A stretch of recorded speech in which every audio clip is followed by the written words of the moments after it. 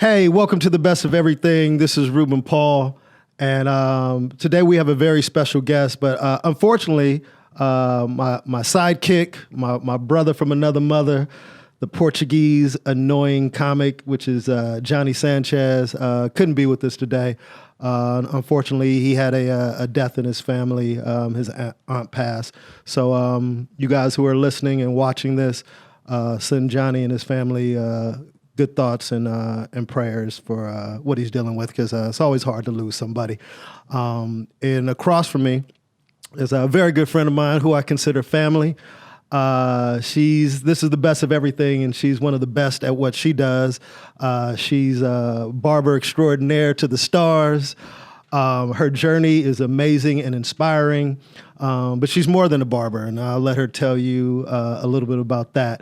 But ladies and gentlemen, the one and only, my sister, one of the baddest chicks in the game, Stacey Morris. What's up, Stace? Stacey Kutz. Stacey Kutz, yeah, A.KA Stacey Kutz. We're gonna leave the government at home. Yeah, we don't need nobody Googling her stats. So Stace,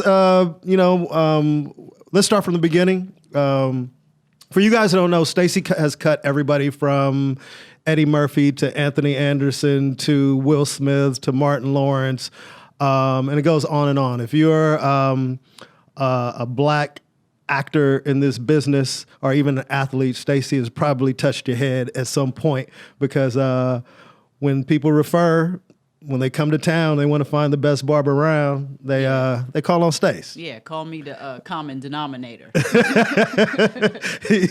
And she's got everybody from Puff to everybody. So Stace, when was the first time you picked up a pair of clippers, and when did you think that? Let's start from there. First time you picked up a pair of clippers. Well, I grew up with brothers. Okay, and I know that. My mother used to cut their hair and jack it up. Can we curse on it? Yes. Oh, you can say whatever you want. Yeah, you can say whatever you want. Yeah, she would fuck it up. Okay. And she'd end up just giving them an all-around low haircut. And I was like, I could do that. And it was like, the hip-hop era. And everybody was trying stuff, parts, high tops, fades. And so I wanted to try it because it looked like fun. And so I got some clippers probably from like the drugstore and went to town. My brothers wanted it too. Like, oh, bet we could try to play around with this and see what we could do. So we did it, and it turned out well. So you're pretty much self-taught when it comes to cutting. Yeah, all the way self-taught. That's so dope. I mean, between me and you, I literally, when I was in the industry and realized, okay, this is getting bigger than the kitchen or whatever. And I was like, garage, I need to, I don't know what I'm doing. You know what I'm saying? I need some training or something. And I tried to go to school a few times.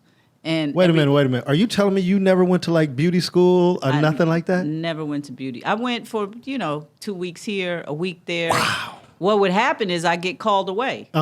You know that era, exactly. like Teddy Riley and Guy. Hey, we need you on tour. I'm out. Yeah. So I mean, I'm licensed. I had to trickle back and take care of that. Yeah. But I never went to like formal school. I don't have any training. Well, to me, you've always been an example of, that saying, like, find something you love to do and you can make a living out of it. Like, you'll never have, when I think about you, I don't think that when you first started that you would reach to where you are today. Ain't that crazy? Yeah, it's like, it's serendipitous. It just, happened, and I was prepared and took it on, and it snowballed into where I'm at. So I remember when I met you, I was referred to you by Alex Thomas. I might have been experimenting on your head.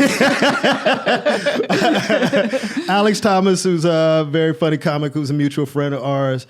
I was looking for a barber because I was still going back to the hood to get a cut. Right. And I just got tired of going. And then, everybody knows in a hood barbershop, once you get there, it's your whole day. Yeah, you're waiting. There's no appointments. You get there. I'll get there like at 10 o'clock, and I'm not leaving until 2 or 3. And back then, I changed the game because barbers was like appointments. Yeah. I remember that's what made me go to you. I had to train y'all. Yeah. Like, hey, it's an appointment. Exactly. Like, you got to be here on time. You just can't be strolling in.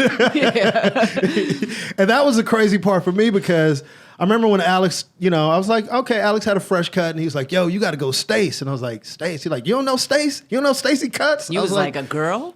Exactly. And that's going to lead me to my next point. And I go, yeah. He was like, yeah, dude, and she only goes by appointment. And I was like, what do you mean? She's like, yo, she takes appointment. First thing I go, how much is she? And at the time, you were a little bit more than the average barber, but the fact that you had appointments, I'm like, fuck it. I need that because now I'm not spending my whole day, in the barbershop. But one thing I will say this is no knock to any male barbers out there, but the thing I appreciate about having a woman barber and having you especially is, like most barbers, if you go on and you ask for a cut, they're going to give you the cut that you asked for. Now, it'll be a dope cut. But you ask Stacey for a cut, she'll be like, okay, I can do that, but that's not going to look good on your head. I'm just telling you, I can do it. I can cut it any way you want, but that's not the right look for your head. And to me, especially being an artist in front of the camera, like that's invaluable. You don't be on screen looking crazy. Right. And the fact that it just shows that you care, to me, that's another layer. And there are some dope male barbers out there. Shout out Chris, Conrad. But I always appreciate it because I can't remember. I asked you for a certain cut and you're like, you ain't got the head for that.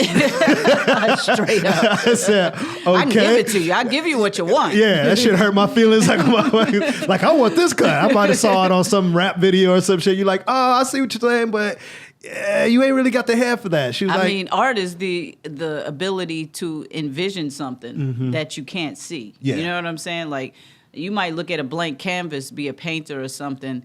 We don't see anything. What are you going to do with this? And they envision it and make it happen, and then you see it. Like, oh, okay. Yeah. No, I always appreciate that. Every guest that we've had on the show, and I really don't know this, so this is cool to ask you this question. We always ask, like, what's like a defining moment in your life? Now, there could be a defining moment in your career. It could be something that happened in your life that just set you on this path that you're on now. Like, when you think back, what was the moment that set you on this course that ended you up to where you are now? Being told I couldn't do it. What are you doing? You know what I mean? And that moment was... my brothers went to Fairfax. Okay. And what high school did you go to? I was all over the place. Okay. I went to Taft. I went to North You Hollywood. can tell when somebody been fucking up in school. Yeah, I was all over the place. I graduated from L.A. High, but I was only there for All right. Yeah, for the last 8 months of school. But I was ahead of the game. I graduated ready for college. You know what I'm saying? That's what's up. and that was the struggle. My parents were like, all our parents, you're going to do better than me. You're going to go to college. You're going to do this and that. And it wasn't me, And I was cutting my brother's hair, and he went to school with someone whose parents worked for Essence or something like that, Ebony magazine. Okay, yeah. Ebony. Okay. And they did an article on haircuts coast to coast. And they were like, yo, who cuts your hair? He was like, my sister. You think she'll do this article? So I did it. What? Yeah, I still have it. I cut it. It was like 89. I cut his hair. They put pictures in there. But they mentioned my father, who was the president of Solar at the time, and Warner Brothers after that. And so they mentioned him, and people, random public, people was calling his office, asking for him. They said his name to get in touch with me. Really? Yeah, and he was from this Ebony article. Wow. And he was so disturbed. I miss your father, man. He was like, what is this? Why all these people calling here asking about these haircuts? Like, he didn't understand. Call it to his place of business, his office, asking for me. He doing $1 million deals and they call it asking to get in touch with you. What are you doing? I was like, man, I want to cut hair. Like, you don't realize, like, it's like a brush fire. Like, I'm cutting hair and everyone's, seeking me out. And you really enjoy as much, because I see you sometimes, from all the years we've been friends, like you be on your feet all day long. And you got to love what you do to be able to do it. You got to. What is it about cutting hair that you enjoy? Do you enjoy, like... I like when people take notice and like what they see. I like when I can make somebody feel good. You know what I'm saying? I'm telling you, there's magic in feeling good. It is. When you look good, you feel good, and when you feel good, good shit happens. Yes, you know absolutely. what I'm saying? So you mentioned your father. Can you tell our listeners a little bit about your father and who he was? My father that raised me, my stepfather. Yeah. He was in the music industry on the industry side, like as far as film. I mean, not film Production. and tele, but production. No, executive Executive, side. okay. You know what I'm saying? And so we moved to California because him and my uncle Dick Griffey was starting Solar Records in Hollywood. You I remember never that knew back in Dick the day? Griffey. Which, as long as I've known you, I didn't know that was your Yeah, uncle. that's why we moved to California. Oh, wow. Yeah, and we came. Google Dick Griffey if you don't know who he is. Yeah, if you don't know who he is. But in any case, groups like The Whispers, Shalimar, Climax, Yeah. those groups. So we moved out here. They did the company successfully. Everything was great. My father soon became the president of Warner Brothers. He Okay. took Benny Medina's spot when Benny left. So he was on the executive side. My biological father was on the production side. Okay. He wrote and produced a lot of, the disco hits, like back in the 80s. I grew up listening to Push in the Bush. I was 19 when I was like, wait a minute. That's nasty. Do you know there's people listening to some millennials going, push in the bush. Yeah, what is that? But he wrote songs with people like Rick James. And, you know what I'm saying? Rick was my godfather. Okay. Yeah. That's a hell of a godfather. Yeah, I had it's a lot of stories. I'm sure you got a lot of stories. Yep. So, so people calling, so when they were calling your dad's office asking for you to get a haircut, had you already made a decision like, yo, this is what I want to do? I want to cut hair for a living? It was just exciting, and I was like, I want to explore this path. You know what I'm saying? I didn't have a plan of where it would take me, but it was fun, and at the same time, I was, making money. I think I was charging like $5 back then. Damn. You know what I'm saying? Or less. She don't charge that now. It might not even be that, because back then I was really only doing like friends and family, my brothers. And I've said this before. We used to start off at the beginning of the week. Our allowance, mine was 15. I was older than my brother. And my brother's was 10. And as the week went on, we had like a chart on the refrigerator with your chores. And if you did them, you got a star on that chore. And then at the end of the week, the ones that didn't have stars got deducted from the amount of money. Oh. My brother would end up every week with like $3. Friday come, he gets his little $3 for the weekend. Because he didn't do his chores. He didn't do his chores. But what happens on Friday? You want a haircut for the weekend. Yeah. I charge him $2. Leave him with $1 so you can get some candy. Go get you a blow pop. Hilarious. So you were cutting hair, just basically cutting your family. Yeah. And then, of course, I mean, I'm just filling in the blanks. I'm sure the natural progression is people in the hood like, yo, who cut your hair? And at school, my brother was in high school, so everybody wanted cuts. Who was your first, in your opinion, your first celebrity client? I think the one that I've tried to think about this and I can't really remember because back then, to me, it wasn't really a separation between celebrity and friends. You know what I'm saying? That's and what I always appreciate about you. Yeah, and I grew up in that world, in the music world. So celebrities frequented our homes. It was, a pretty normal thing. But back then I could say, Kid and Play, like Eric Sermon, De La Soul, like all of them would be in my living room, chilling, hanging out. Oh, Stace, can I get a haircut? Yeah, cool. And I'm gonna fry this chicken and we're gonna drink a beer. Like, you know what I'm saying? And maybe smoke a little weed.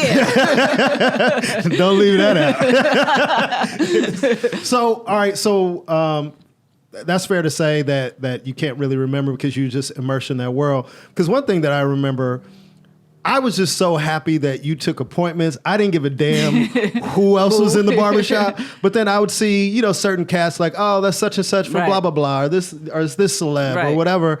But again, to me, just the fact that my time was being saved, that's what I love the most. So as you went from a barber, cutting in the crib or whatever, I met you when you went to, was it Millennium? It was on Melrose. Yeah. Or Winston's. Winston's. No, the big one. Yeah, Winston's was, which one when Homeboy broke out the glass? That was one? Winston's. Winston's. Yeah. That's where I first came to. That was in the 90s. Yeah. That was a long time ago. So what would you say your first on-set job was? Do you remember? You got to remember that. Your first gig? I think the first on-set job was probably like House Party. Okay. Yeah. Yeah. So you cut the high top fade. Yeah. And turned it into the twist. Oh, word? Yeah, I was like, it's time to change this. Like, now, look at Russ. So Russ is one of my really good friends. He works on Ruby Tuesdays. He's super white. And Russ, do you remember Kid and Play? Yeah. Okay, you do remember Kid. Oh, yeah. Do you remember the high top fade? I'm not as white as you. Kid and Play was universal. My best friend did the dance. What? Hola. Yo, Russ was said. kicking feet. Russ just said, me and my friends used to do the dance. That's the power of hip hop, where you get two white boys from Boston. I'm assuming your other friend was white. Yes. See, racist ass. I knew his other friend was white. I knew it. Did you have any black friends, Russ? A couple. A couple. But that haircut was like transcendent, you know? Man. Because the high top fade was. And it's back. It is back. Isn't that crazy? That's how old we're getting. I watched a whole style go 360 degrees. Wow. I watched it transform crazy. into different levels. Eric B. and Rakim, Big Daddy Kane, Remember the what it was? Gumby, The Kwame. Gumby. I Yeah. used to do Kwame back then. Damn. Yeah. You remember Kwame? Look at you, Russ. Look at you, man. You got to give him some credit. I got to give him credit. He's close, East Coast. He's East Coast. Yeah. I'm just messing with Russ. Russ knows a little bit about his hip hop. So House Party. Now, how did your life change after House Party, or how did that come about? Were you signed to the production, or was Kid paying you out of his pocket? No, I was sneaking on set. Because remember, I hadn't been to school.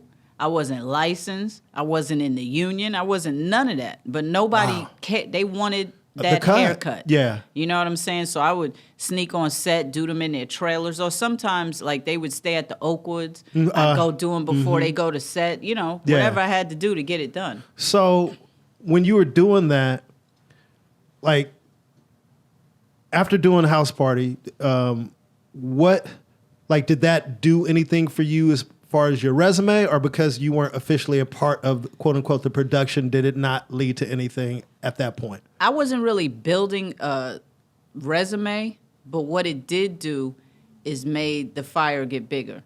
It was word on the street. Yeah. You know what I'm saying? It was word of mouth. We didn't have Instagram and Facebook. Exactly. And all of that. Yeah. It was like, oh, yo, Stace. Yeah, she's the one. Like, hit her up. The like, funniest thing, whenever my likes was in people's mouth. Exactly. You know what I'm exactly. saying? Yeah, like you was dope in real life, not just on social media. But the thing that's always funny whenever your name is being brought up is every time somebody talks about a haircut, and you go, yeah, Stace, and then you go, you don't know Stace? That's like the phrase that everybody, you don't know Stacey? How do you not know Stacey? Stacey cuts everybody. Right. It's like I became a part of history. So you went from a House Party. So is that where you connected with Martin Lawrence on House Party? Yeah, actually. When he still had a gray tooth in the front of his mouth. The gray tooth They didn't days. crack on his bad breath in that movie. It was not just a joke. It was for real. Then he got some paper and, got all fixed up. Yeah, because that was Martin's, if I believe that was Martin's first big movie. That was his break in that movie. He so was so funny back then. Oh, oh my God. Yo, Martin Lawrence, dude. Martin Lawrence, the first time I saw Martin Lawrence, I saw him at the Fun House on Crenshaw. It used to be called Mavericks Flat. Right. And was this, I want to say that, yeah, this was like right after Def Jam, or leading up to that point. And I just remember he had this joke, and he goes, oh yeah, because he had already had a half hour on HBO. He had a half hour special on HBO.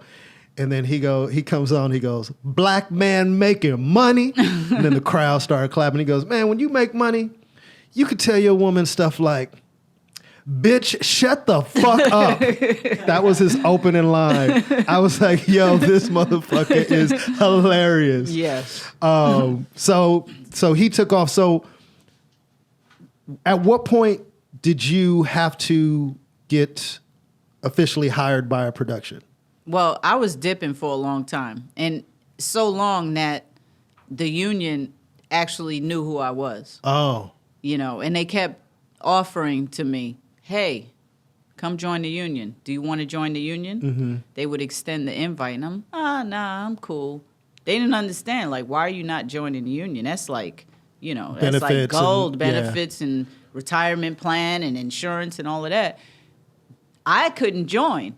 They didn't know that I wasn't qualified to join because I needed to be licensed, So eventually I got that together. And it's not just a barber's license. But what was that turning point who told you like, yo, Stace, I want to hire you? Did it come to a point where somebody couldn't hire you and you had to go get licensed? I was always hired, but what happened is Eddie got tired of dipping around my schedule. You know what I'm saying? Like, or my problems, like, hey, I need you here. When she's talking about Eddie, she's talking about Eddie Murphy, the GOAT. I can't do this haircut before work or the day before. I need you on set with me, watching my hair on set, doing my hair on set before work.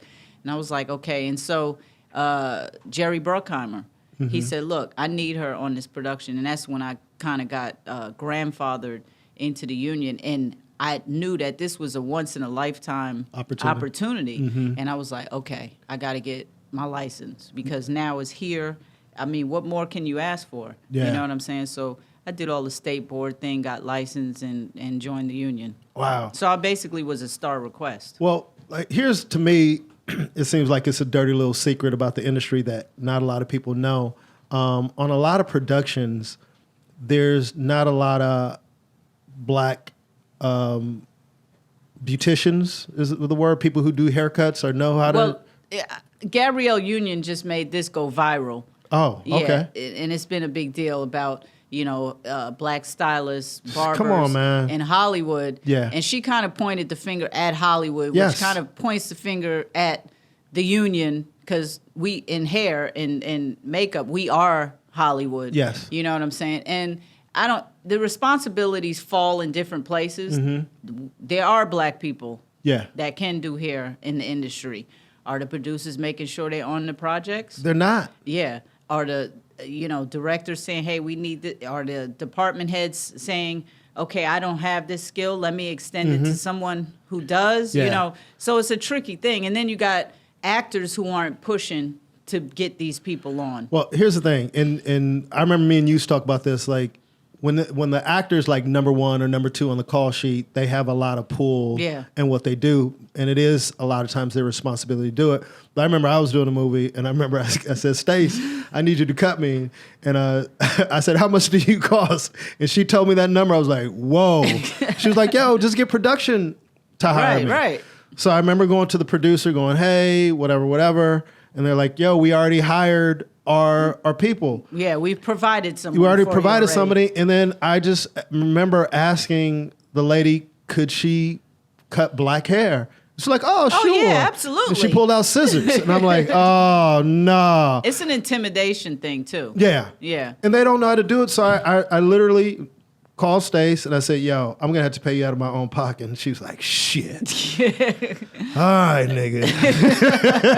She's like, I got to charge you. I said, of course you got to charge me. I said, but don't charge me that rate. And she gave me a good rate. She came down and said, and I never forget Stace cut me. She's like, I ain't staying. So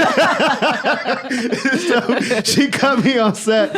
And I remember getting a haircut. And I remember Kiefer Sutherland going, wow, that's a nice haircut. And I go, yeah, I had to bring in my own barber. Right. And then the second time it happened to me, I was shooting something in San Diego, this old syndicated show with James Brolin, and it was a military show. I played a pilot, and I'm thinking, oh, it's a military cut. Right. Man, Stace, you were busy or something. I couldn't get you going. I was like, oh, it's a military cut. They'd be able to do that. She gave me the worst haircut. Like, I looked crazy, and Stacey saw me and laughed for 5 minutes before she could I even let say, you have it, too. You're like, yo, what the fuck? I was like, yo, you wasn't available. Like, yo, you didn't stop her? I'm like, dude, I didn't know. I was just sitting. Yo, she, like, literally, I had, like, a landing strip on the top of my head. Everything else was shaved. It was awful. It was an awful cut. Terrible. And at that point, I was like, why do we have to go through this? Why?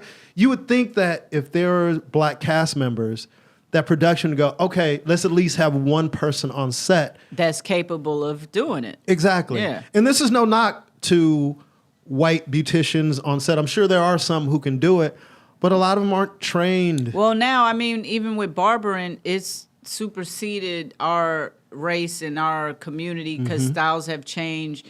You know, different races, they get in the same, hot fades and stuff like that. So it's not really a black-white thing. It's just a skill set. There's I know barbers, Asian cats, Latino cats that they're fade masters. Yeah. You know what I'm saying? Like, so it's not that. It's just them employing the people. Yeah, that have the skill set. If there's a skill or something I can't do, I'm not going to fumble and try to do it and make myself look like an ass. Yeah. I'm going to bring someone in who can. Yeah. You know what I'm saying? Well, let me make this clear. What's for me is for me. Absolutely. And one thing that you should know about Stacey, yeah, she's the master barber, but you can do all kind of hair. Yeah. Yeah.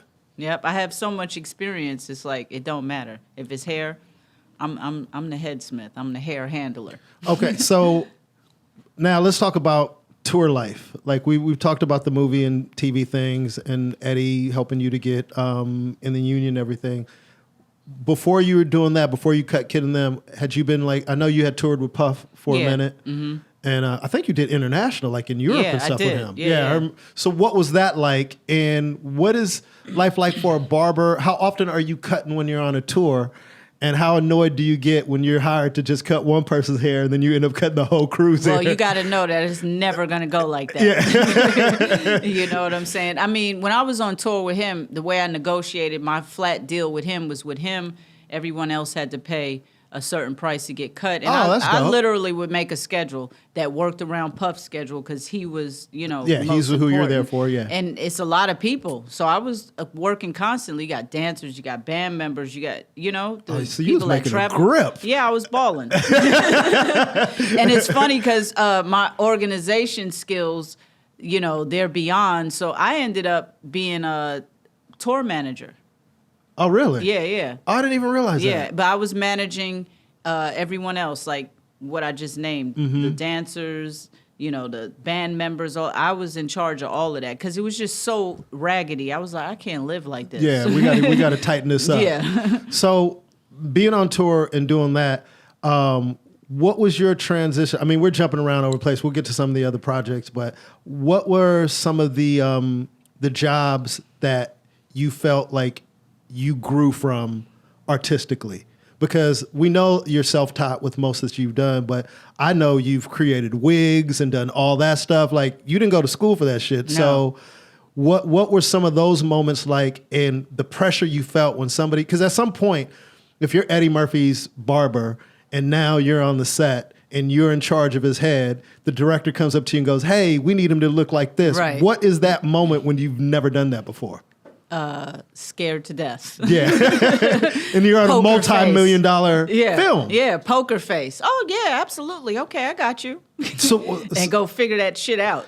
So when you figure out that process, like, how does I'm trying to get like behind your brain, like if they go, all right, Stace, like just give us an example of one of the first times you had to do something like that. On Dreamgirls, when he played that character, it was wigs. I think it was 2 wigs in that movie. And it was hair, like, you know what I mean? It wasn't natural hair, barbered hair. It was that look back in the day, that perm. Straight hair, yeah. And so I was like, and I had never worked with wigs, so I was like, you know what? If I don't do this, this whole movie, I read the script, I was like, is that. Yeah. So either I'm giving up my job because this is not for me, and I'll see you next film, or I'm going to learn it, you know what I'm saying, on the spot and pull it off. And so I reached out to some of the people that were willing to offer help. It's not a lot of people. You know that. In any industry. In any industry, a lot of people don't want to help. Yeah, so I went to the older people in the industry who was, and they helped me out, and I learned it. If I see it, I can do it. Yeah. You know what I mean? And I learned it. You just need to know the technical aspects of it. And see and know what it feels like and just find a comfort zone with it. And so I did that. And I mean, I'm proud of that work still to this day. And that was my first time ever touching like a wig ever. That's crazy. I think, I still see some of the stuff when I go get a cut in the garage, some of the heads with the stuff on there. But just hearing you say that, one thing that kind of sticks out to me, what if you'd have let fear, because it just shows how much courage you have and how brave and bold you are. But what if you'd have let fear like win and you go, you know what, I can't do it. Well, that could have changed the dynamic. It changes everything. I might not have never touched wigs or tried it. Exactly. But that's I live by, you have to step out of your comfort zone. You always got to, it feels uncomfortable, but Russ, how are you going to learn if you have a skill or what you can and can't do, or have happy accidents where it's a lot of discovery going on, if you don't try something different? Yeah. If I just stuck with, okay, I cut male African Americans, and I do low fades, and that's all I That's ever all you try. do. Yeah. That's all I'm gonna do. That's all you're ever gonna So do. I experiment and try things, you know. And fear, Will says it best. Fear is not real. Mm-hmm. It's not. False evidence around reality. Yeah. It's like you're thinking about something that hasn't even happened happened yet. or transpired, and you're afraid. Yeah, Afraid of what? Nothing's happening. Absolutely. And it's just like the fact that you said doing things outside of your comfort zone. It's extremely important. I've just seen, like some people go, oh, you do stand-up comedy. That's brave and that is bold. And that is one aspect of it. But if that's something that's natural to me, you got to challenge yourself down the line. And even doing a show like Ruby Tuesdays is 1,000% outside my comfort zone. I don't like to ask people for anything. So doing a show like that was important for me, not only for the exposure it's given me, but to put me in a mode of, you know what? It's okay to reach out to people and to collaborate with people to something that not just benefiting me, but can benefit them also. But if I wouldn't have stepped out of my comfort zone and picked up the phone and called and asked people, I'd still be doing the same thing I Right. was doing and kind of just treading water.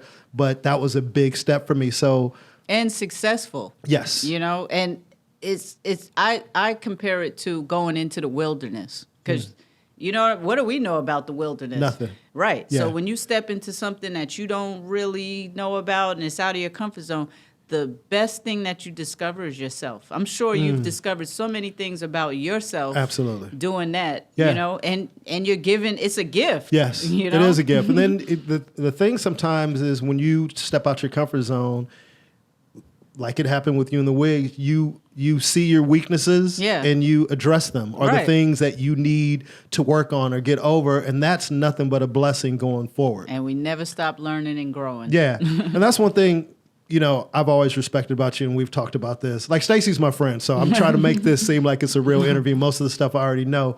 But a lot of barbers, and I have other friends, they become successful. I've obviously not to the same level or the bigger names that you have. And as soon as they get that celebrity client, they're out of the barbershop. Like, they're done. I'm a celebrity barber. I'm a celebrity barber. They don't What cut does that anymore. mean? Yeah, and I remember I used to be, I'm going to be honest, I don't know if I even told you this. I used to be like nervous when you started cutting people, because I go, well, one day Stacey's going to be like, you know what, I'm not cutting anybody anymore. And then I can't remember, you was doing some project, and I remember you hit me, it's like, yo, you need a cut? And I was thinking, like, aren't you working on a movie or Right. something? You're like, yeah, and they got cut on my days off. Like, I ain't never letting this barbershop go, because you said something that I've always held on to, especially with me opening up for different big name acts. You go, yo, what if they wake up one morning and they don't want me to cut no more? Yeah. And then I ain't got no clients and I got to start from scratch. Right. So I'm always going to keep this as a base, not because of fear, but another point you told me is you kind of wanted to stay connected to. Yeah, that's real. That's who I am. I see a lot of actors and, you know, entertainers. They get up into the big picture and they lose sense of themselves, where they came from, and they don't know how to get it back. They got all these yes men around them, and they feel. I'm myself. Yeah. I'm sure. Truth. And you tell me. Yeah. Have I been consistent? I am What- the same person. I have not Let me tell you, changed. Stace. Let me tell you something about Stace. And we were talking about this off camera, me and Russ, before you got here. Like, there's people that you come up with in this business and people that you know in life, and then when they get some type of success, they totally become a different person. Right. And one thing about you, you've remained the same person from day one. And that says a lot about who you are, your character, your mom, who you know I adore, how they raised you. Right. Because, you know, Stace will cut you if you know, work at Costco, or if you just came off this, like, she don't give a damn. It's like, yo, is your money green? Yeah. Can you afford me? Come get this cut. Exactly. And that just says a lot about you, because I just know, and there's no knock to the guys who just go, hey man, I got my celebrity client, I'm making a great amount of money. I hate being in the barbershop. Right. Like, I hate standing on my feet. Right. I'd rather just cut this one dude and take my chances. But that is twofold with you. I think it shows how much you love cutting hair. And number two, it keeps you connected to what's really important. Yeah, and keeps you real. Yeah. You know? So now, from going from like being with Puff, and like, how did like you mentor a lot of people. People don't realize that. You put a lot of money in people's pockets. And that, because Stace also knows, hey, I can't cut everybody. Yeah, impossible. So you've always, which has been hard, always look for people you can refer to other people when you can't cut hair. So in finding somebody like Chris, we'll give Chris a shout out. One thing that I see about Chris, because Pierce, shout out to Pierce. And Conrad.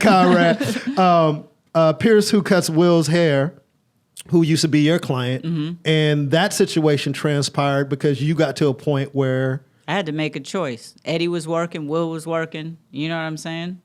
So let me ask you this. What defined your choice in that moment between Eddie and Will? Was it bigger star at the time? It was, I think, more so personality fit. You know? Not that me and Will's personality don't work, but I was like, you know what? I'm more laid back like Eddie. We have chemistry and energy, between our friendship and our client, it just relationship. Made more sense. Yeah, and also I knew in the future that I was gonna have kids and do that, and I know Eddie is a stick in the mud. You know what I'm saying? Yeah. He's very meticulous and methodical, and I know he likes to work a certain way, and I know what that is. Will, you see Will, he's all over, and that's a better fit. It turned out to be a better fit. Lifestyle-wise, yeah, the big picture. lifestyle-wise, yep. So, so at that point, you had to make a decision. What was that phone call to Pierce? Well, actually, I kind of, it was put down, and the phone call was made to Pierce because I had already worked him in. He was already helping me here and there. So, okay, who are you going to go to when Stacey's not available? You're going to call Pierce. Yeah. Pierce was like, man, I don't know. They're offering me this. I'm not taking it. Like, he was tripping. Yeah. And I was like, dude, keep the money at home. Maintain the client because that is our client. Like, you know what I'm saying? When you're not available, I'm going to cover you. You know what I'm saying? And vice versa. And that's how it goes to this day. Pierce is out with him jumping across the earth, doing movies and doing this and that. And when he's shut down and Will is at home and he's doing little stuff here and there and Pierce is in Africa with his family, I'm taking care of Will. You know what I'm saying? So it's like you keep your client comfortable, keep them always taken care of, and keep them at home. I was like, Pierce, take the job. You know what I'm saying? Yeah. And I remember when you weren't available, because before Pierce started traveling like crazy, I can't remember what movie they were doing. And I remember I called Pierce like, yo, I need to cut bad. Stace is gone. And he was working on some movie and he was like, all right, come to the set. I'm going to cut you between this time and this time. And I get to the set and all of a sudden, there's a cinematographer who's one of the best cinematographers in the game. His name is Michael Ballhouse. And I remember being in the chair and he walked in, he sits next to me and we just start talking and chatting. And I'm a nerd when it comes to like the film industry. Like I love writers, directors, like every aspect of it I love. And that's why it was dope having you on the show because it shows people like there's so much that happens behind the scenes to make what you see on screen happen. Like they just don't show up like this. And there's a lot of dope ass people who make a great living doing that. So I just remember sitting there and having a conversation with this guy, and then he was like, "What's your name?" And I was like, "Oh, I'm Ruben." And I go, "What's your name?" And he goes, "Michael." And I was like, "Oh, nice to meet you, Michael." And we were joking about something. He leaves, and I go, "Man," I go, "Who's that dude?" And he was like, "He's a cinematographer. Cool as hell, huh?" I go, "What's his last name?" He goes, Ballhouse. And I go, I'm sorry, it's been on you. I was like, that's Michael Ballhouse. To him. Yo, and Chris, Google him.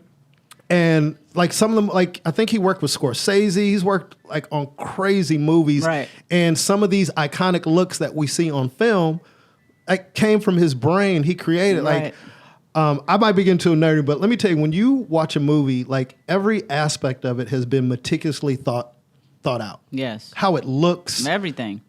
Nothing works unless all the parts are right. And that's why movie making is... My hair don't look like shit with bad makeup and wardrobe. You know what I'm saying? Yeah, that's real. That's real talk. And vice versa. Like, and if the lighting is off, like, Is there ever a time where, I'm sure there is, like, can you think of a specific time where you did a dope cut and you look at it and go, man. Absolutely. Because of some other element? Yeah, hell yeah. Like, I mean, man, I remember my cut look whack. I remember doing a film with Tyler Perry, and he wears his hair really low. Mm-hmm. And if the lighting, they light us different. Yes. Than, you know what I'm saying? Yeah. So than the others. And some lighting guys, they might be lighting for whatever they see or want to highlight. They don't care about the hair. They're not looking at the hair. And the lighting was above, and it made the top of his head look like he had a bald spot because it was just hot light shining. The hair there looked lighter. And it's kind of tricky because I go to the lighting guy, hey, I'm not trying to step on your toes. I know nothing about lighting. I just know you know how to make it look right. Mm-hmm. I'm seeing this and that. And they were like looking at me like, if you don't get your little hair self out of here, you know what I'm saying? But it's terrible. And I watched that movie and I cringe. I have literally pictures of that haircut that looks nothing like how it came across on the screen. The first couple of seasons of Blackish, they were doing something as far as the color, with the show, and it was making everybody's hair look dark, like something with the contrast or the color correction. But it was in an effort for Tracy, how she looked on camera, and it gave her color, and she looked a lot because she's really fair skinned. Yeah. But everybody's hair was black, like we had painted their hair on. And I was like, what is going on here? I was tripping at first, like, what? And I'm looking at my continuity photos, and I'm like, something's not right. And then Kenya Barris, Anthony came to me, and they were like, what's going on with the hair? I said, I don't know. You saw the hair when I did it. Mm-hmm. They talked to the production, and it ended up being the color correction. That's stuff that's done afterwards. In post, yeah. So it was like we had to adjust that and get that right. So now, they came to you and was now. Are you at a point in your career now where if you saw something that bothered you hair wise? Oh, I'm definitely saying something. You're definitely saying something. Yeah, absolutely, definitely, and that's why we go and we watch dailies to see after you shoot. At the end of the day, okay, what does this look at like on camera? What needs to be adjusted? Whether it be me or some other department. Now, obviously, you're successful. What do you think, like, for you? What has been the one thing that you would attribute to your success, just with the longevity you had? There must be something. Consistency. Just consistency. People like not having to guess what's going to happen. Come on, man. Come on, People Stace. like being comfortable. Let's take you, for instance, something simple as coming in, you're going to sit down, what the vibe is going to be like, what the conversation could potentially be like, if you don't want to talk, that we don't have to talk, that you're going to get a haircut that you're comfortable with, you're familiar with it. Yeah. You even probably don't even know subconsciously, what my haircut feels like. Yeah. As soon as someone else touches you, grabs the top of your head and starts at the back, you're like, hey whoa, something's not right. That's so true, yeah. You know what I'm saying? Yeah. So it's consistency in the service, in my persona and my energy and my being. Yeah. And we're creatures of habit. Yeah. You know what I'm saying? So it's interesting to hear you say that because I would say the same thing. It's your consistency and you can keep a secret. I'm a pseudo psychiatrist. Yeah, you sit down and go into the barbershop with Stace, she start breaking it down. But the funniest thing is when somebody comes, let me just say, first of all, if you ain't got no bread, don't come trying to find Stacey on social media and asking her for a cut, because she'll cut you, but she's gonna charge you. But the funniest thing is if you do come with a cut, make sure your hair is washed. Because if your hair is not washed, she's going to talk shit. Yo, sometimes that's like an unwritten rule, though, isn't it? In the for you, shop? But no. I mean, let me tell you, But I'm saying that's out of courtesy to me. That's out of courtesy to the person that's going to sit behind you under those clippers. Like, who wants to deal with somebody But nasty? Stace, everybody doesn't do that. And that's the first time I've trained a lot of people. You've trained a lot of people. I remember I came in once. I'm late sometimes because I'll be on my way and go, oh shit, I gotta wash my hair. I'm not going to the barbershop with my hair dirty and have to hear stay. Like she put on the clip and she up. Come on, man. Really? Nah, we gonna have to wash your hair before we do this shit. Plus, you get a better cut. Yeah, that's true. You do. You get a better cut. It's crisper. My clippers operate properly. You know what I mean? So here's something I'm interested in because I know you cut different types of hair. Like, obviously, you being African American and used to cutting your brothers and everything like that. Like, what's the difference between cutting my hair or say somebody like Russ's hair? It's just different technique, different, tools. It's just. Oh, you just use a different technique, but in terms of getting, like, if we wanted, obviously you can give Russ any haircut he wanted. So when you're cutting like fine straight hair like that, is it the same? Well, it's different. Like if I used a bigger guard on him, the way because our hair just lays flat to our scalp, so the coverage is different. Their hair comes out of their scalp and then lays as it gets longer. How in the fuck did you know that though? Like how did you learn? It's just doing it. It's just doing it and seeing what it does. I might have put a big guard on and went over this guy's hair and I'm like, whoa, that looks really low. But if I put it on your hair, it's not cutting nothing. You know what I mean? Your hair, I actually have to lift up and cut. Okay. You know what I mean? So who's the first non-black person? I had experience with a finer texture hair because Wesley, my brother. That's true. His hair is different. It's still curly as it grows out longer, but it's a different texture hair than just straight up African American. And I would experiment. People would be, hey, can you cut this guy? Yeah, and I'd work through it. I know how to get it to the end result. Yeah, you figure it out. Yeah, I'm going to figure it out. It's just like sometimes when you're having a conversation with somebody who's excellent at what they do, is they can't really tell you how they do it. It's just like, yeah, I don't know. I've been doing it this way. And I just know how to do it. I hadn't had that much experience with Asian hair, which is really different than Caucasian hair. It's much, much, much straighter, sometimes denser. You know what I mean? And to be honest with you, over the past 10 years, I've mastered that because of my little brother that my mother adopted. He's straight up Asian. You know what I'm saying? And so cutting his hair over the years, I worked out some of the kinks. Like, ain't that crazy how life just sends you things? Yeah. That like it's not like you like, Mom, adopt a baby so I can learn how to cut Asian hair. Mom, why don't you adopt an Asian kid? I need to practice on some Asian hair. Okay, Stace. That would be hilarious. But wow, that's crazy how he came into your life and now you can cut. I mean, that's just so dope to have that skill set. So let's and then more experience with all kinds of different types of hair with the voice. Because I do the contestants on it and I love that show. Yeah. I've learned so much on that show and you got nominated for an Emmy for that show, yeah, correct? Twice. Yeah. And so Emmy nominated guest on this show. This is the best of everything. Yeah, now go who ahead. would have ever thought? Man. Nominated for hair, like. But that wasn't your first nomination though, right? The Voice was my first, but I've had Guild Award nominations and hopefully put our fingers together, I will have an Oscar nomination. One day you will. You're that good, you know what I mean? Because from talking to you, it just seems like that hair and makeup community is so small. So, you're going to continue to get those opportunities because you're one of the best at what you do. So I think it's a matter of time because, your work speaks for itself. But tell me that moment when you found out you got nominated for the first time. What year was that? I believe, was that? 'Cause I remember the fly outfit when you went. It was either 2015 or 14 was the first time. I didn't know what the fuck was going on. Like, what are you talking about? I went to work and our department head at the time, he was like, are you a member of the Television Academy? And I was like, no, for what? He was like, you need to be a member. You better go on there and become a member. And I was like, okay. I just did what he said. And they were like, well, who are you? And, I went through the motions, became a member.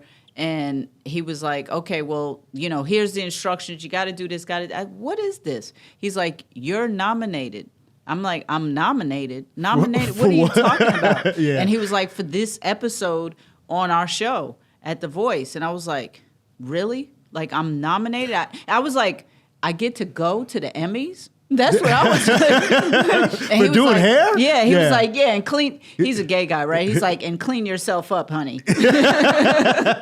So I'm just curious about this. I mean, I'm sure it's a trip because I wasn't trying to do that. you're just doing your job. Yeah, I was just doing So myself. is there somebody in some panel that they look at the hair and go, "Wow, that's great hair"? Was it something specific? It gets submitted either by the show, or the producers or whatever, and then there's a whole. You have to. It gets voted on to whether you're even considered. You know what I mean? And then if it is considered and it makes it through their voting process, then it gets on the ballot, and then it's narrowed down to who you're against. But how do they judge it? Do they just judge the overall look? Well, it depends on the category too, because they break it down into categories. Oh. It could be live shows, it could be a single camera, it could be this, that, and the third.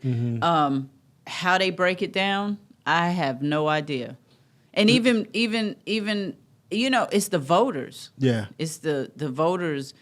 I don't know how they do it. But you do have to give a description of what you did. And obviously it has to fit. If you're in a category for period hair, it obviously has to uphold what period hair is, And I mean, like those period movies, even you and I could see like, whoa, like look at, this is amazing. Like how'd they do this? And it fits the period. So I don't know how they vote. But It's interesting. On the Showtime show, I'm Dying Up Here.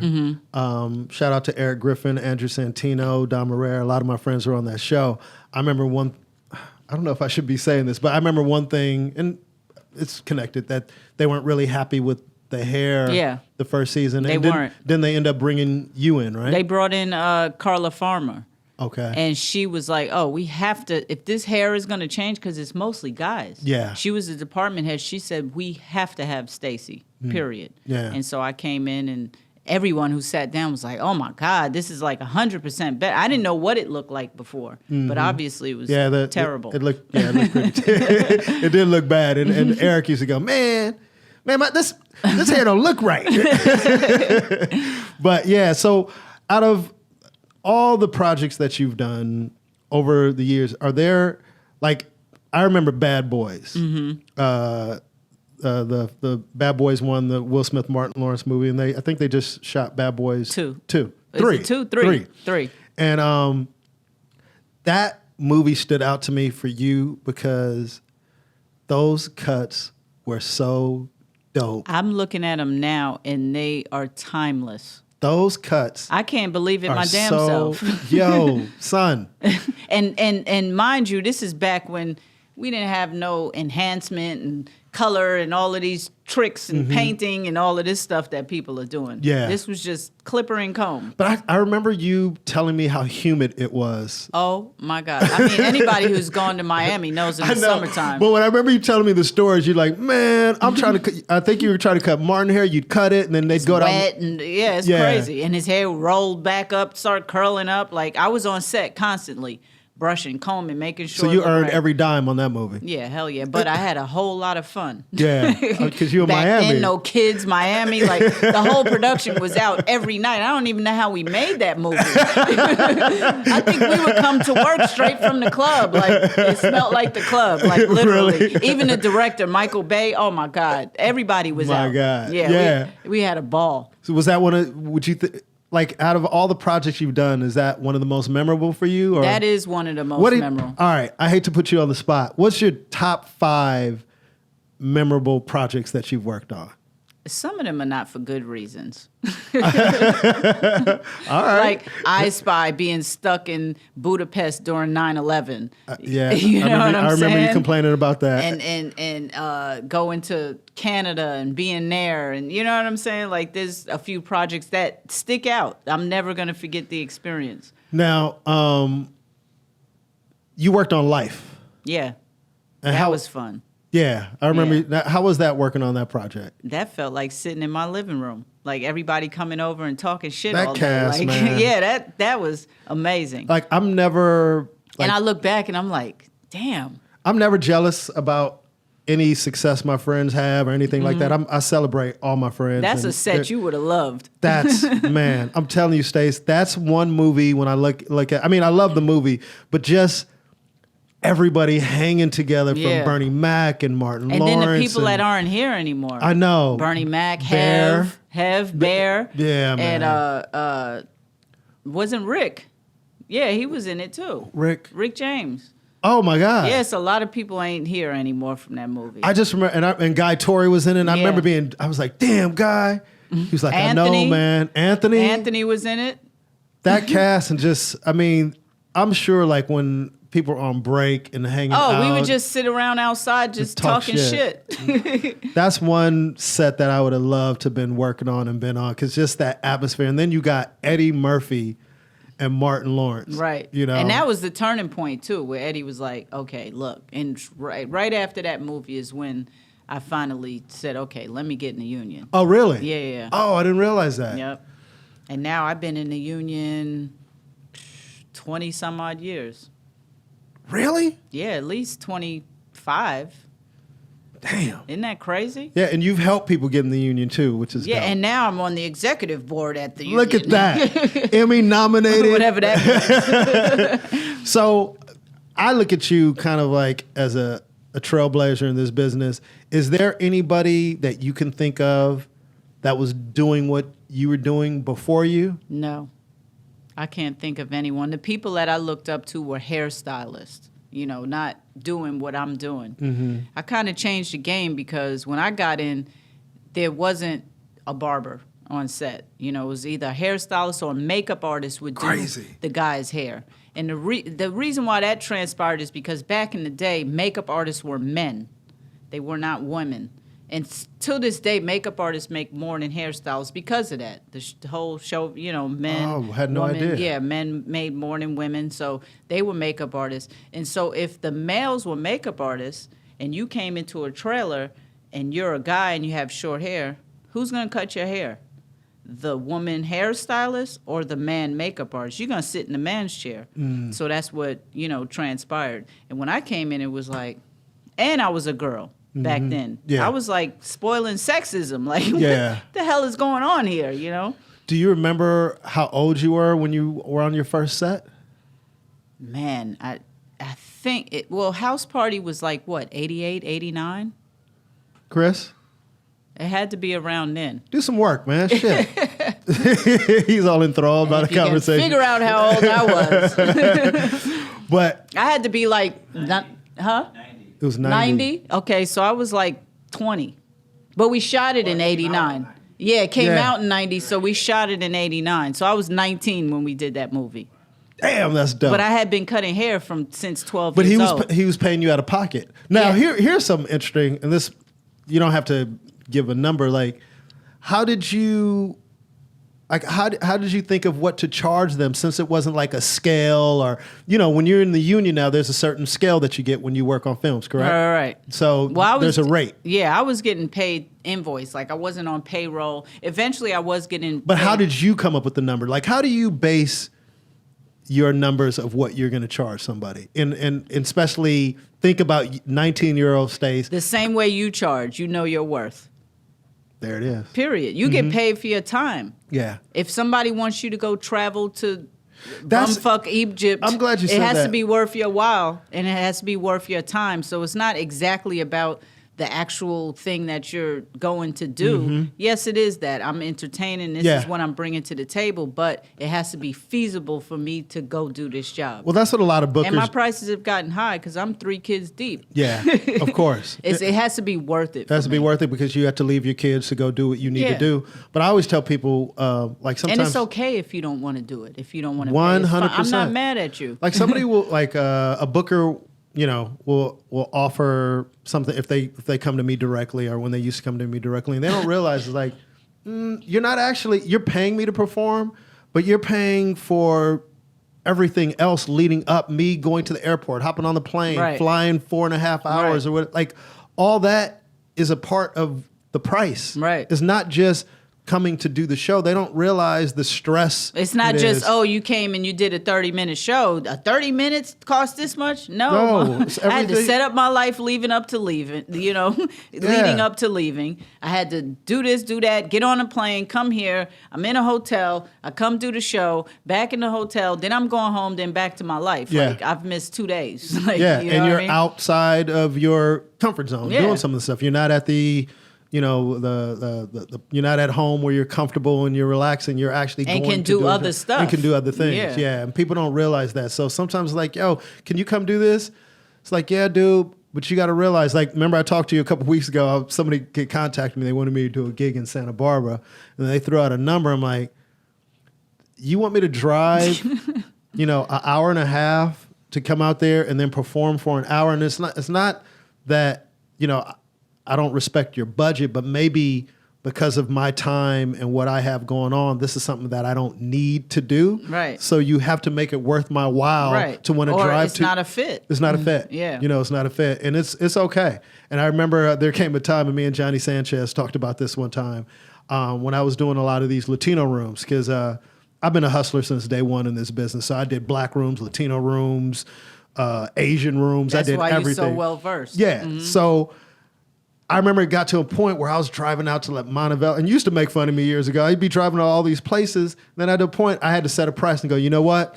I can't do any of these rooms unless I get like nothing lower than this price. But that's our journey. Like, we paid our dues. Mm-hmm. You know what I'm saying? There were times that it'd be like, hey, Stace, I need a haircut. It's 2:00 in the morning. I'm, okay, I'm on my way. Like, you know what I'm saying? Mm-hmm. But after a while, you set a standard, and you stick by that. And then people respect it. So let me ask you this. We could actually do a 2-part. There's so many other questions I asked. But what advice would you give to? Because now, like we were joking around in the beginning of it. Now everybody wants to be a celebrity barber. What is that? Yeah, exactly. I don't even call myself a celebrity barber. It's corny. To be honest with you, it's corny. I'm the celebrity. I'm the. Let's flip flop the words. I'm a barber celebrity. Yes, but just because a celebrity sits in your chair or frequents, you. Does that make you a celebrity barber? A lot of these people who say they're celebrity barbers do 2 people. Yeah. You know what I mean? Yeah. So there's a gas station in Encino mm-hmm. on Balboa and Ventura, and a lot of celebrities live around there. So is that and a celebrity? They stop there and get gas. So is that the celebrity gas station? Celebrity gas station. You know what I'm saying? Like, that's a great way to put it. What does it mean? Yeah, we're all just human beings. It's funny that people say that, but I think just hearing you say that is more about their ego. Yeah. Then actually everybody wants a title. Yeah. But I think I'm a master barber. Like cutting hair, to me, just in general, when you look at the psychology of it, when you just take a step back, it's service. It's being of service to somebody. Like, and it's a humbling, it's a humbling thing. It's like, but people don't realize, like, they've stepped outside of that box, and it's like, hey, look at me. No, it's not about me. It's about the person I'm doing. That you're serving. Yeah, we're servants. We're servants. We all should be servants. We are. And I've looked at comedy in that way also, because you want the fame and the fortune and be successful and all that. Don Herrera said something interesting to me the other day. He goes, if you're making a living doing what you want to do, you're successful. Yeah. There's just different degrees of success, and you should strive to whatever level you want to get to. But at the end of the day, I think for me, one thing that when I'm having a bad day, or I'm just like, man, I wish I was further in my career, I had more shit popping in my career, the one thing that I do go back to is I get to provide a service and make people's days better, hopefully. Like, that's the goal. And make your own schedule. Make my own make my own schedule. But actually, like you said, we're all being of service. Is like, there's people who come into those, who sits in your chair, or who walks into a comedy club and sits in that audience that just went through a death in their family, or going through struggles, that are depressed, that hate their job. And for that time that I'm on stage, it's an opportunity for me to let them forget about all that and just laugh. Exactly. And the fact that a barber ultimately is providing a service to somebody to make them feel better about themselves, to look and feel that they're best, I think that's a dope thing. And it should be approached more humbly, how you approach it. And I think it says everything, like I said before, the fact that you still cut in your shop. Got to. So what advice would you give barbers out there that are trying to get into the game? Because people are watching you and you have inspired a lot of people. Like, what advice would you give them? I know people hit you up for advice all the time or what I should do. Like, what are some of the steps? Like, if some young girl came up to you and she's 15 and she's dope with the Clippers, and she wants to be you, what would you tell her? The first thing is you can't beat me. Yes. Not to sound like, Absolutely. big-headed or anything, but nobody can beat nobody. Absolutely. So as long as you're trying to, I tell people this all the time, as long as you're trying to be like somebody else, you're never going to be number one. 100%. You're always going to be And that's number why I two. asked her the question, because I knew what her answer would be. But But it's the truth. So, Yeah. be the best you, find your niche. One of my hashtags is there's no traffic in my lane. Because I'm in my own lane doing my own thing. I'm not competing with nobody. I'm too busy watering my own grass to see if yours is greener. Yeah. You know what I'm saying? Absolutely. So that's the main thing, and hone your craft. I said it, Will says it. A skill is given, and when you hone your craft, it comes from hours and hours and hours of repetition. Absolutely. That's how you get better. Yeah. You know what I'm saying? We talk all the time in the middle of the night. While everybody sleep, I'm up brainstorming. I know. Me and Stacey is funny as hell, and it's giving me some material. We just be laughing in the barbershop. That's a whole nother episode. But like you said, when you say find your niche, now if somebody's a barber, what does that mean to them? If you tell somebody, hey, find your niche, is it? Find what you enjoy. Find what you're good at. You know what I'm saying? I can give it up. I look on Instagram and there's barbers that are doing shit that I'm like, whoa. And if I let that be like, oh man, I don't have it. That's what they do. That's their niche. Rob the Original. He'll put a whole damn crazy 3-dimensional portrait in your head. I can't do that. You know what I'm saying? So does that make me any less of a barber or under him? No, that's his niche. That's his skill set. And he's not the greatest barber all around, give you a hairstyle, you walk out the door. But that he can do. You can go look on his Instagram. He's carving horses and making portraits out of dust on your windshield. He's an artist. You know what I'm saying? He can do things with hair that's amazing. So it's like, find your niche. And I found mine. You know what I'm saying? As far as cutting hair and building hair and doing wigs and discovering stuff. Another thing that is so dope about you, and I think it's underappreciated, is how quickly you cut. Yeah. But that's something that came out of being greedy in the shop, But I was like, okay, if I'm charging $20 and I could do 2 heads in an hour, that's $40 an hour. Who's making that at a regular job? When I was back in the day. That's how you did the math. And I was like, I got it down to get my hair cut into a science, and it prepared me for set. Yeah. Because sometimes they're like, hey, we need them in 10 minutes. It's like, what? Yeah. You got to be able to perform. But the thing is, what's dope about that is I never feel like I'm rushed. Right. Never. Right. And sometimes, never. Trust me, I've gone up to Eddie's and sat and waited. I'm not complaining because I'm definitely being paid to sit there. Yes. You know what I'm saying? Yeah. And Eddie pays extremely well. I won't tell you the number. I know the number, but yo. And film and television is hurry up and wait. And you might have planned some other stuff, which you really can't plan in this industry. And you're like, but the main thing is when they sit in your chair, who the hell wants to feel rushed? Imagine you're getting a massage, you feel like the lady's trying to hurry up and rub your back and get you out the door. You know what I mean? Yeah, yeah. And that's one thing I've never, even when I know you got somewhere to go and I sit in the chair, and I never feel like you sped it up or cut corners or did anything. And it's very You're rare. You're not supposed to feel that. Yeah, you know but I felt like that before. Before it's like, yo, man, nigga, I got to go. And then they just give you a cut. And you sitting in the chair going, really? Nigga, you forgot to. Yeah, you didn't do this. And that's another thing. It's rare when I don't even take the mirror from you anymore. Do you even hand the mirror? Like most barbers, give you the mirror and then you look and see. I give the mirror to a new person. If I have a new person, I don't have one client who asks me for a mirror. That's crazy. Not one. Yeah, because I think I've probably only taken a mirror from you. Or if I'm showing you something, you know what I'm saying? Like, hey, look at this. Or, but that's it. I think my mirror is like this big, like maybe 5 inches in diameter. But that shows, first, the level of comfortability your clients have with you. Because I just literally get up out of the chair and I'm gone. And I know mostly That's good. everybody who comes to the spot is the same way. I rarely see you hand a mirror to somebody to have them look and see if they want, like, some. That's trust. It is trust. It's Mm-hmm. 100% trust, because we all know, especially men are sensitive about their hair. Yeah. Especially as you get older, you know. And you got a little L in a corner or something.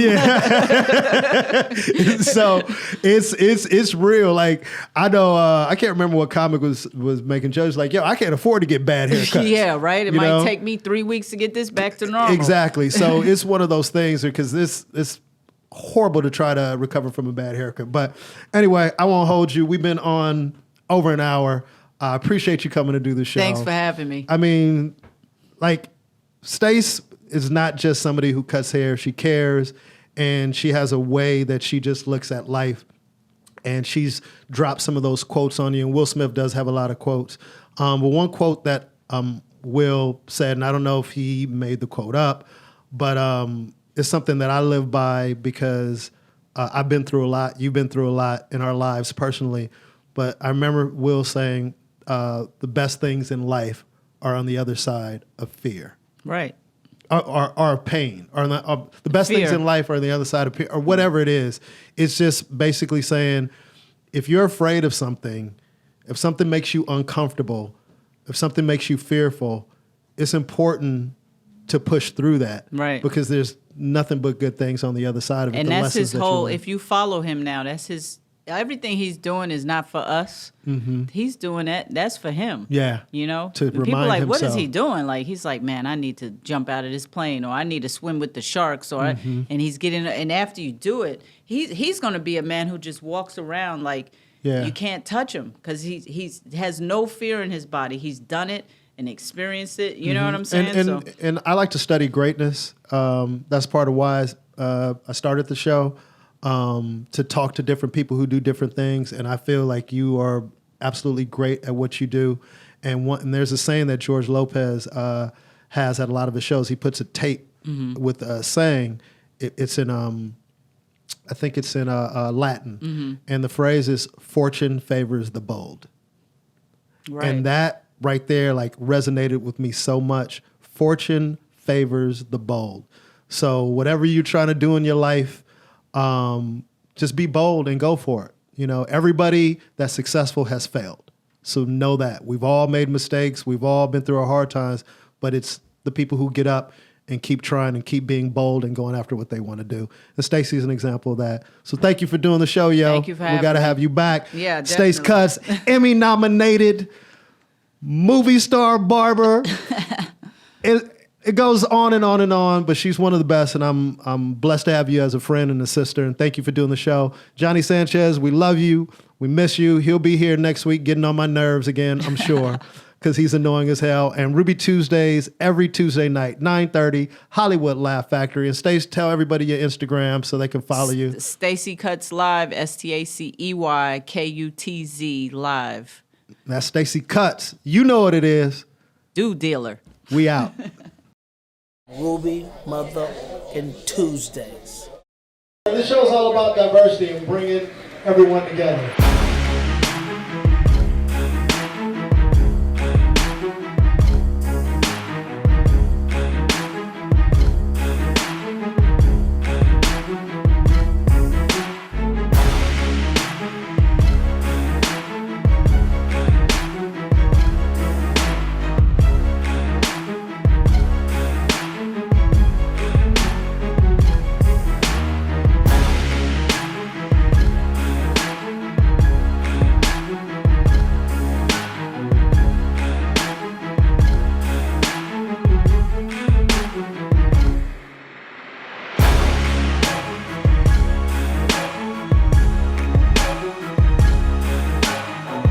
You never know who you're going to see at Ruby Tuesdays.